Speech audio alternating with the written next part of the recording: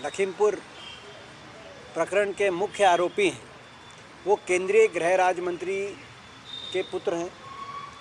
और पहले दिन से जब प्रियंका जी और हम लखीमपुर की तरफ बढ़े थे तो न सिर्फ किसान बल्कि हर वर्ग में ये बात थी कि जब तक ये अपने पद पे रहेंगे तब तक न्याय की कोई उम्मीद नहीं है।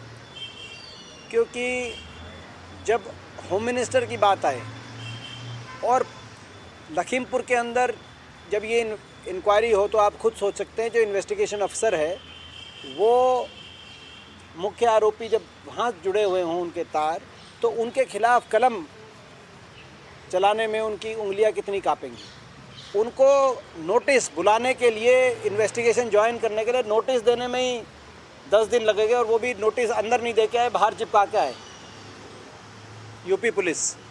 तो ऐसे में उनके खिलाफ कोई रिपोर्ट बनाते हुए तो ये कोई जो है प्रियंका जी ने जो बात की है, ना सिर्फ टेनी जी जो हमारे MOS होम है वो अपने पद पे बने हुए हैं, लेकिन प्रधानमंत्री और मुख्यमंत्री जी की सभाओं में तने हुए।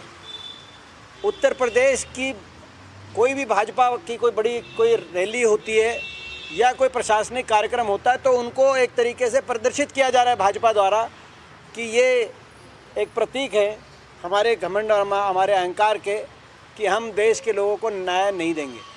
तो मैं प्रियंका जी की बात जो है उससे हम सब सहमत हैं, देश का किसान उस बात से सहमत है।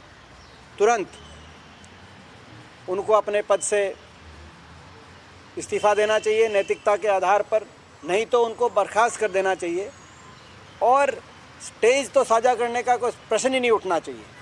जो आज वो बने हुए हैं अपने पद पे और जो तने हुए खड़े हैं बीजेपी के सारथी के रूप में उत्तर प्रदेश में चल रहे हैं टेनी जी, ये देश के अंदर मैं समझता हूँ बड़ा नकारात्मक संदेश इससे भारतीय जनता पार्टी दे रही है। ये एक ऐतिहासिक जीत देश के किसान की है।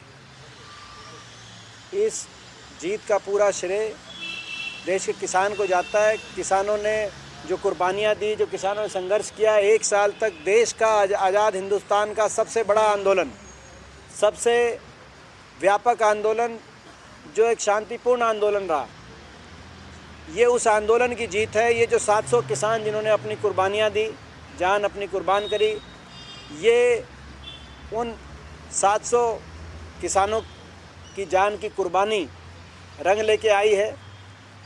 आज हम उनको श्रद्धांजलि देते हैं। कल मैं स्वयं टिकरी बॉर्डर पे काफ़ी समय रहा और किसान, देश का किसान में इसमें इस फैसले से खुशी भी है और मन में 2 भाव वहाँ पे देश के किसान के चेहरे पे देखने को मिले। चेहरे पे मुस्कान थी और आंख में पानी था कि इतनी अगर समय रहते फैसले हो जाता तो 700 घरों का चिराग नहीं बुझते, उन घरों में अंधेरा नहीं होता। ये कहीं ना कहीं देश की सरकार की राजहट उन 700 घरों में अंधेरा होने के लिए जिम्मेदार है। बहरहाल मैं मांग करता हूँ कि जो किसान जिनकी जान कुर्बान हुई है उनके सभी परिजनों की आर्थिक सहायता हो सरकार द्वारा, क्योंकि सरकार ने अब मान लिया, स्पष्ट हो गया है कि किसानों की मांग शुरू से जायज़ थी। इस फैसले के बाद ये भी स्पष्ट हो चुका है। तो उन परिवारों की आर्थिक मदद हो। मैं मांग करता हूँ कि उनके परिवारों में सरकारी रोज़गार का प्रावधान हो।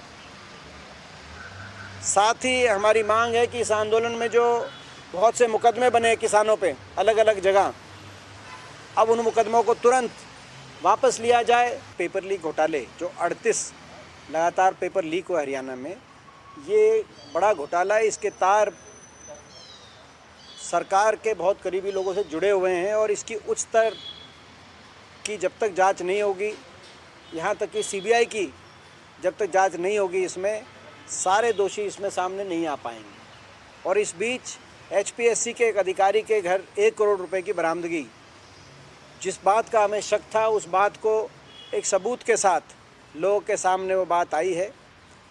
हम ये मांग करते हैं कि पूरी HPSC आज शक के दायरे में है।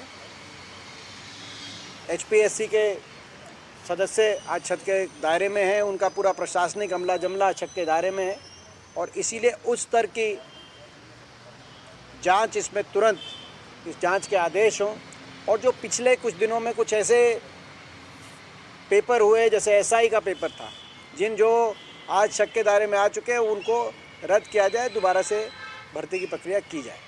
हमसे जुड़े रहने के लिए हमारे YouTube चैनल को सब्सक्राइब करें और नई वीडियो की नोटिफिकेशन के लिए बेल आइकॉन को दबाएं। अगर आप ये वीडियो Facebook पर देख रहे हैं तो लाइक जरूर करें और ज्यादा से ज्यादा शेयर करें। धन्यवाद।